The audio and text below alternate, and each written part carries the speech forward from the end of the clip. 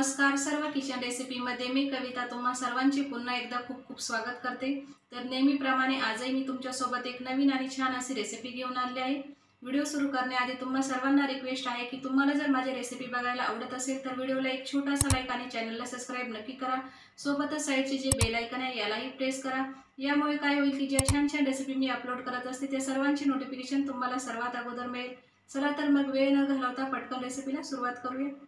तर हा पालक आणि बटाट्याचा अतिशय चविष्ट आणि पौष्टिक असा नाश्ता बनवण्यासाठी या ठिकाणी मी एका मोठ्या आकाराचे मिक्सिंग बाउल घेतलेले आहे।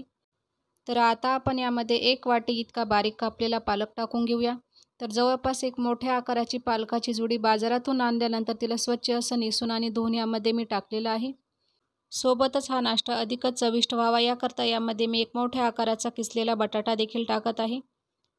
बटाट्याला किसल्यानंतर व्यवस्थित असं 2 ते 3 वेळा पाण्याने स्वच्छ असं धुवून घेतलेलं होतं। यामुळे काय होते की बटाट्यातील स्टार्चही निघून जाते, शिवाय बटाटा अजिबात काळा पडत नाही। बटाटा आणि पालक टाकून झालं की आपण यामध्ये काही मसाले टाकून घेऊ। तर मसाल्यांमध्ये अर्धा चमचा जिरा पावडर, 1 चमचा लाल मिरचीची पावडर, अर्धा चमचा गरम मसाला, सोबतच या ठिकाणी पाऊण चमचा इतकी मी हळद घालत आहे। यानंतर शेवटी आपण यामध्ये चवीनुसार मीठ टाकून घेऊ। तर जवळपास 1 चमचा मिठाचा देखील वापर केलेला आहे। संपूर्ण मसाल्यांना आपण पालक आणि बटाट्यासोबत व्यवस्थित असं मिक्स करून घ्यायचं आहे।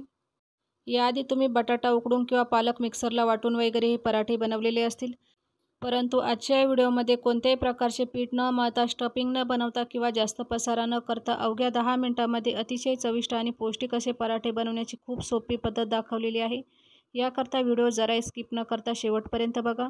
व्हिडिओ आवडल्यास व्हिडिओला लाईक, शेअर, सबस्क्राईब करा। यामुळे मला आणखी प्रोत्साहन मिळेल असेच नवनवीन व्हिडिओ बनवण्यासाठी। संपूर्ण मसाले वगैरे पालक आणि आलूसोबत व्यवस्थित असे मिक्स करून झाले की आता आपण यामध्ये गव्हाचे पीठ टाकून घेऊ।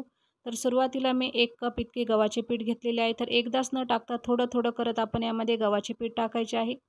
महत्त्वाची गोष्ट, पालक आणि बटाट्याचा हा पराठा बनवताना आपल्याला या ठिकाणी बाइंडिंग म्हणजे पीठ हे जास्त घालायचं नाही।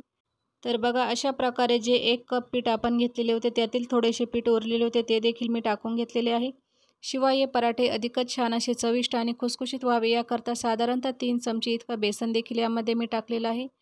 बेसन या ठिकाणी पूर्णतः ऑप्शनल आहे, तुम्ही हवं तर स्किप देखील करू शकता, परंतु बेसन घातल्याने हे पराठे अधिकच छान असे चविष्ट बनतात, त्यामुळे बेसनाचा वापर आवर्जून करावा। सुरुवातीला आपण पाणी वगैरे न घालता याला हलकंसं मिक्स करून घेतलेलं आहे आणि यानंतरनं थोडं थोडं पाणी टाकत आपण पालक आणि बटाट्याला संपूर्ण पिठासोबत मिक्स करून घ्यायचं आहे। पालकामध्ये पाण्याचे प्रमाण भरपूर असते, शिवाय आपण जेव्हा मीठ आणि मसाले मिक्स करतो तर तेव्हा त्याला आपोआपच पाणी सुटण्यास सुरुवात होते, त्यामुळे एकदाच पाणी न घालता गरजेनुसार यामध्ये मी पाणी घालत आहे। तर बघा, अशा प्रकारे गरजेनुसार पाणी घालत अगदी छान असं याला मिक्स करून घेतलेलं आहे। तर जवळपास मी अर्धा कप इतका पाण्याचा वापर केलेला आहे आणि शेवटी तुम्ही बघू शकता अशा प्रकारे आपल्याला हे पीठ मिक्स करून घ्यायचं आहे। म्हणजे पालक आणि बटाट्यावरती हलकीशी गव्हाच्या पिठाची कोटिंग लागलेली आहे, इतपतच आपण यामध्ये बाइंडिंग टाकलेली आहे। पालक आणि बटाट्याचा नाश्ता बनवत आहे, त्यामुळे खाताना छान अशी चवदार लागावे याकरता आपल्याला गव्हाचे पीठ जास्त घालायचे नाही। जसं की या ठिकाणी मी गव्हाच्या पिठाबरोबर बेसन वापरलेलं आहे, तुम्ही हवं तर 2 ते 3 चमचे ज्वारीचं पीठ देखील यामध्ये घालू शकता। आणि महत्त्वाची गोष्ट म्हणजे पराठे तुम्ही ताबडतोब बनवू शकता, म्हणजे मिक्स करून झाल्यानंतर तुम्हाला याला मुरण्यास किंवा सेट होण्यास देखील ठेवायची गरज नाही।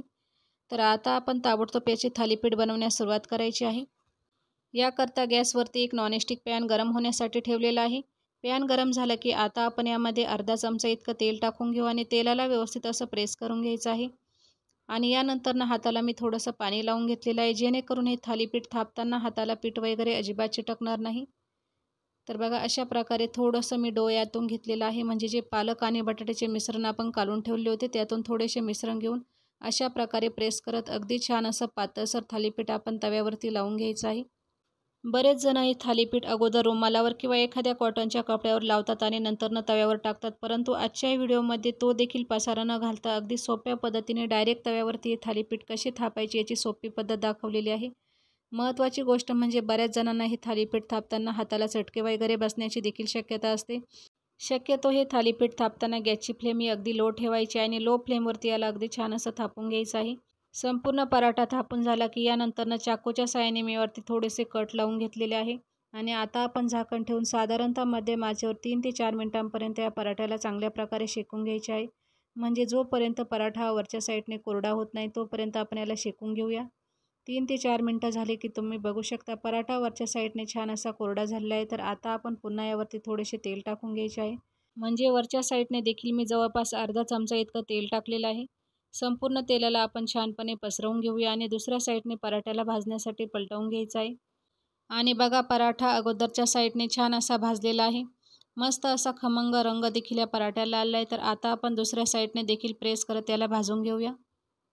सकाळच्या घाईमध्ये रोज टिफिन तसेच नाश्त्यासाठी काय बनवावे, शिवाय कमी तेलामध्ये काहीतरी पौष्टिक असे बनवायचे म्हटले तर ते सुचत नाही. तर अशावेळी फक्त 1 चमचा तेलाचा वापर करून अवघ्या 10 मिनिटांमध्ये तयार होणारा पालक आणि बटाट्याचा पौष्टिक नाश्ता तुम्ही झटपट बनवू शकता. थोड्याच वेळात तुम्ही बघू शकता पराठा दोन्ही साईडने छान असा भाजलेला आहे. मस्त असा खमंग रंग देखील या पराठ्याला आलेला आहे. तर आता आपण याला प्लेटमध्ये काढून घेऊया आणि सेम प्रोसेसने बाकीचे संपूर्ण पराठे आपण अशा पद्धतीने बनवून तयार करायचे आहे. गरम गरम दही, चटणी तसेच कॅचअपसोबत हे पराठे अप्रतिम लागतात. तर सकाळच्या घाईमध्ये मुलांच्या टिफिन तसेच नाश्त्यासाठी ही रेसिपी तुम्ही घरी नक्की ट्राय करा. रेसिपी कशी वाटली मला कमेंट बॉक्समध्ये सांगा. सोबतच अशा नवनवीन अचूक आणि प्रमाणबद्ध रेसिपी बघण्यासाठी सर्व किचन रेसिपी या आपल्या चॅनलला यूट्यूबवरती सबस्क्राईब करा. चला तर मग पुन्हा भेटूया अशाच एका छानशा रेसिपीसोबत.